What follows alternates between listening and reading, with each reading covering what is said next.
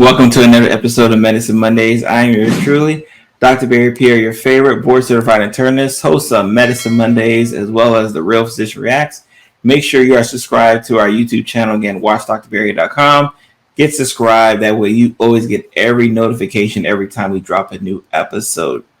This week is one of those non-medical related episodes. If you're a part of the Lunch Learn community, you know that usually the first episode of the new month, I kind of branch out, get away from medicine, so to speak, and don't really speak on a health topic per se, but more of a business lesson, life lesson. This week, I'm going to be talking about getting over yourself and why I came with that title. More importantly, what's it all about? This aspect, and I want to first talk about how I got here. So I was having an interview. I did an interview. Someone had messaged me on Instagram. Someone messaged me on Instagram just asking me about my questions and concerns and feedback about monkeypox, and more importantly, about the education that doctors were providing via social media. And as you know, if this is your first time watching this, I've been a big proponent of doctors going on social media, educating on social media, and more importantly, meeting their audience / patients there. Not to give out obviously personal information, but more importantly, the fact that we know our patients are already on social media, already consuming information specifically for their health on social media. So why wouldn't we want to get up there to make sure that the information they receive is actually factual? And after, I think it was probably like 30 minutes, a great discussion, talking everything monkeypox related. Depending on when you're watching this, it's a thing. And one of the questions was, what do you feel about doctors getting on social media to do education? Now, this, again, kind of hit me because I was like, you know what? I'm actually excited about it. Especially because I remember a time where that was not the case. I remember a time when I was just a blogger in medical school, having to sit in my dean's office every semester just to get the rundown on what HIPAA was, making sure I didn't put patient information online. That's how rare it was for doctors to go online, just be on social media, especially as a doctor.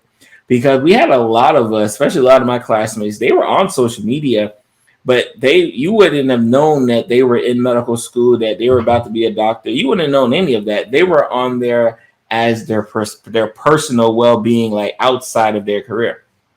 And I made it a point from the beginning, like, no, I'm Dr. Pierre. Even, and I apologize, don't hurt me.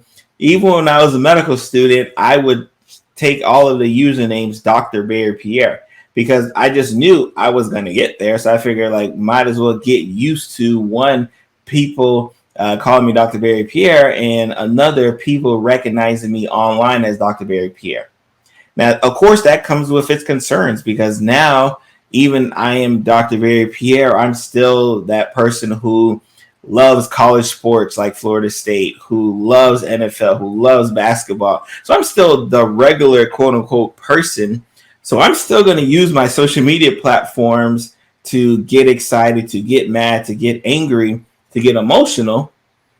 But I'm also going to use it to educate my community with what I feel that my community needs to be educated on. And that was a divide that was big gulp for a lot of my healthcare professionals, right? It was something that they just could not wrap their head around, having one persona as who they are as a person outside of medicine, having another persona kind of being defined within medicine, but operating it as one, especially when they're online. And I was a big proponent of I can't separate myself because I just don't know how. So when I started, again, it wasn't met with the biggest fanfare, but when you fast forward almost a decade out, I graduated in class of 2011.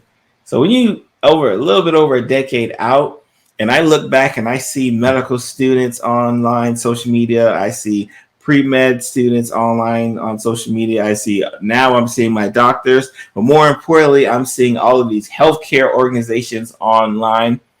And then when you fast forward to this question, hey, like, what do you feel about doctors being online on social media? I was ecstatic. But I was also remembering a time where, like, you know what, the confidence wasn't necessary there. And even when I talk to some of my colleagues now who are the most brilliant people in the world, but you wouldn't know it because they will not come online. They will not go online. They will not go on social media for their fear and concern of everything bad that they've heard about, that they read about, or they've even seen. If you guys see some of my comments on YouTube, you would swear that I wasn't like an accomplished clinician in my field. Like, you would just swear because the way people talk as if I don't know what I'm talking about. But that's one of the caveats that you have to kind of get over when you're deciding, you know what, I'm going to do this. I'm going to establish myself as the doctor, the healthcare expert, and I'm willing to accept any challenge that comes with it. So when I think about my patients, when I think about my colleagues, and I know that we all are trying to kind of keep that person hidden, that person who we know the world typically needs to make everyone around them better. But because we're concerned that, you know what, am I good enough to do that? And because we have that little voice in our head stopping us, we don't do anything at all, which is detrimental to say the least. So when I answered the question, I said, yeah, you know what? Not only am I excited for doctors being online, but I know it's needed. Because when I talk about misinformation, when I talk about disinformation, I am well aware that as a clinician, as a physician in the field, I'm partly responsible for the ability for misinformation and disinformation to get out.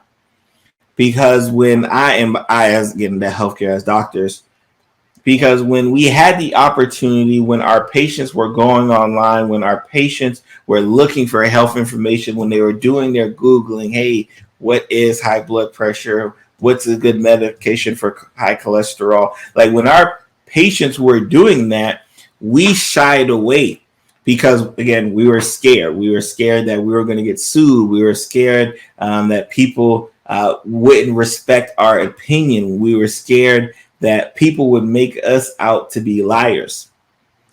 And what occurred is that you had more and more people who were not experts in healthcare, in medicine, being able to kind of stand on these social media platforms and just, splurt out some of the most, BS related stuff. I hate to say it, right? But that's exactly what was happening. So as we're now climbing into social media, whether it's via video form, like you're watching here, or you're listening, if you're listening on the podcast, whether it's writing blogs, whether it's on TV, like, as we continue to grow, as we continue to allow people to kind of see ourselves in a different place that you wouldn't expect, the only thing that comes out of it is the positive result that the patient gets better. So as I am having to combat misinformation about COVID-19, misinformation about COVID, misinformation about high blood pressure, misinformation about high cholesterol, I know that every time I'm able to fight off one bit of misinformation, that may be one person on the other hand who I may never meet, whose life I may be able to save. And those are some of the best comments I hear or I read when someone says, like, oh, thank you for doing this. Thank you for educating us. Thank you for this explanation for people I don't know, because, again, it's what we're here for. So when I talk about this aspect of getting over ourselves, like, I consistently have to look at myself and say, am I doing enough to, fulfill that promise? Like, am I going to allow, because we talk about imposter syndrome, which is essentially what we're discussing today. Am I doing what I need to do to make sure that imposter syndrome does not take over me? Am I doing what I need to do to make sure that the fears and concerns I have, that I may not be the expert that my patient on the other side of the screen needs? Am I able to overcome those fears and say, you know what, I don't care, I'm turning this camera on, I don't care, I'm pressing record, I don't care, I'm writing that blog post? Because it's an active thing, right? Because there's some days where I'm like, yep, I'm 100% that guy, let's go, I'm ready. And there's some days where you sit there, you're like, oh man, should I really be talking about that? Like, is that something that I really need to go after? Even as I do this series, right? Let's get into some therapy as we speak. Even as I do this series here, where I will step out of the medical shell that I'm in and say, you know what, let's talk, some personal, let's talk some business, let's talk some tech related support. Even as I do that, in the back of my mind, I'm saying, wow, am I really the best person to be talking to an audience about the value ladder, to be talking to an audience about getting out of your comfort zone, to be talking to an audience about overcoming that fear of imposter syndrome and stepping out? Like, am I the best person? Right? Like, so when I do these types of episodes, I am the least comfortable out of all the episodes. When I'm doing something medically related, as long as it's not women's health, when I'm doing something medically related, I'm on fire. I can go, like, talk to my wife. I can talk forever. But when I have to kind of step out and say, like, all right, I'm not talking about medicine this week, I'm talking a little bit more business. Like, do I do enough business to be able to talk that way? Right? Do I do enough motivational, passing of knowledge to be able to sit here and say, like, hey, here's some tips that I think that you'll need to get over the top, right? And I think as I continue to kind of grow in this role that I have accepted, right, which is clinician, public health professional, business, digital marketer, like all of these titles that I absolutely love doing. As I continue to grow in it, I know eventually I'm going to continue to have to step out the box, because maybe I don't do these types of episodes on the Medicine Mondays and the Lunch and Learn with Dr. Barry podcast. Maybe I literally have a whole separate video channel, whole separate podcast where, like, I only talk about business. And maybe this is the crutch, right? Like, just kind of giving it to my audience in the Lunch and Learn community. Maybe this is the crutch I need before I step out. And again, these are just the thoughts that, again, here Dr. Barry has to experience, despite the fact that at the time of this recording, we are probably going to be 240 plus podcast episodes to go. There's a lot of people who never get to 100 episodes. We are almost halfway to through 300. We're over halfway, but we're about less than 60 episodes away from getting to 300 episodes. Like, it's just amazing when you think about what I have done in just this podcasting space alone. So who am I to not think that I can also do those same things in the business realm? Who am I to think I also can't do those same things in the digital marketing realm, right? But I have to, one, accept that, yes, I may not be where I want to be, right? I may not be the foremost expert in certain fields, especially when we're not necessarily talking about medicine. But I know that there's going to be someone who's behind me.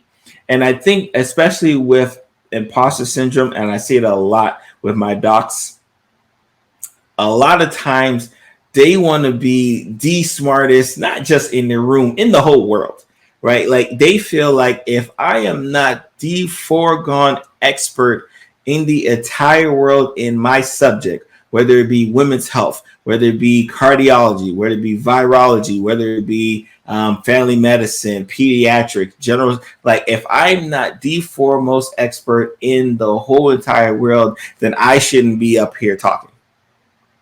But what I've learned, especially over these years with the YouTube channel, with the podcast episodes, with the blogging, is that I don't have to be the foremost expert in the world. I just have to know more than the people who are going to look to me to help guide them to that next step.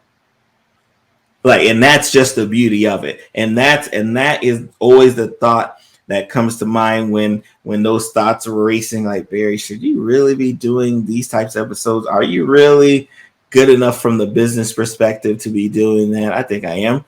But like, should you really be doing it?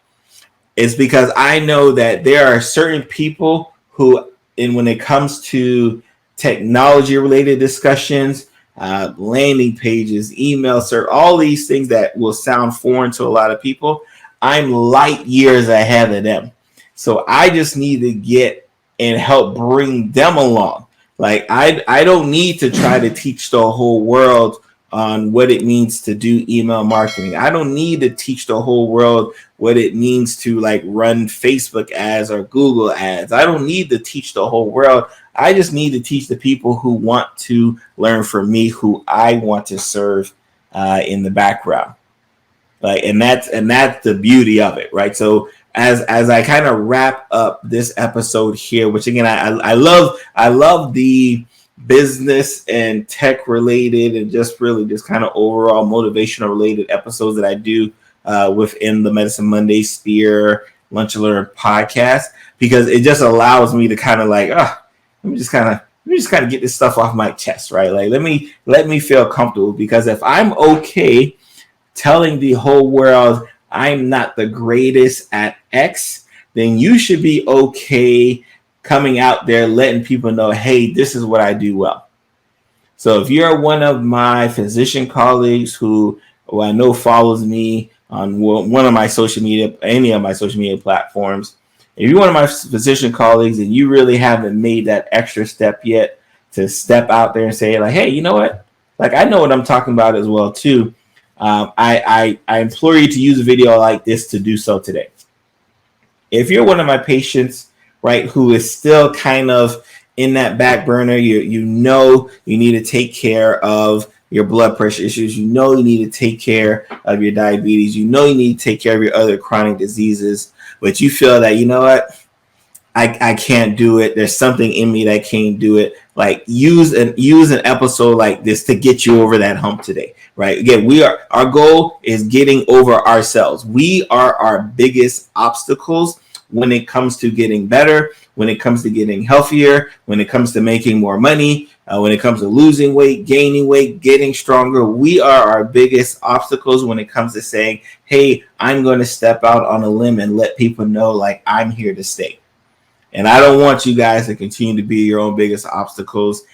Please continue to use everything we do here within the Lunch and Learn community, Medicine Monday community, right, to kind of help you propel you to the next level. So again, so even when we're not talking about medicine, I want us to be able to listen to the words that I am saying to help us get us to a different place, right? Remember, the motto, empower yourself for better health, right? So what words do you need to hear today that's going to empower you to get over yourself today?